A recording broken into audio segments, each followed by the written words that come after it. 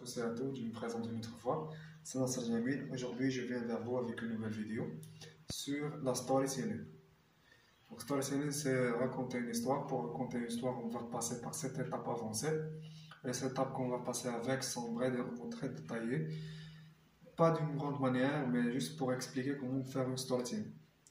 Donc, tout d'abord, pour faire un storytelling, l'histoire doit être adaptable à l'audience. Donc, on a un public, une personne qu'on cible pour lire cette histoire ou bien pour la raconter cette histoire. L'histoire doit être adaptée à cette audience. Donc on a différents types d'audience. L'histoire doit être adaptée à ce type. Et deuxièmement, les techniques de vente. Donc, on a des techniques pour vendre la chose. Donc, on doit respecter les techniques de vente. Troisièmement, créer un problème et refermer lentement la boucle.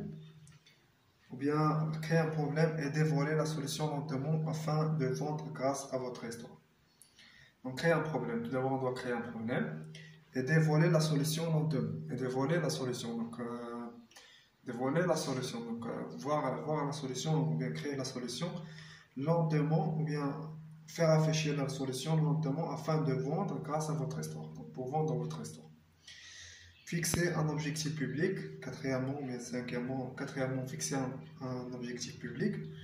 Fixer un objectif qui est public, pour tout le monde, donc public. Cinquièmement, le pouvoir du silence. Il faut être silencieux tout le temps. Mais ce n'est pas trop silencieux, c'est le pouvoir du silence. Donc c'est un pouvoir. Le silence, c'est un pouvoir, on doit être silencieux. On doit comprendre le pouvoir du silence dans l'histoire, dans le racontement d'histoire. C'est la ponctuation, c'est l'articulation.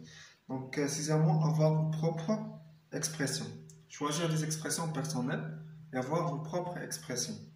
Septièmement, avoir une idée majeure. Donc, c'est une idée ou bien un résumé majeur, ou bien une idée globale qui résume tout, bien qui regroupe tout. Et c'est une idée majeure. Je vous remercie, madame, monsieur, d'avoir regardé la vidéo. Si vous avez des questions,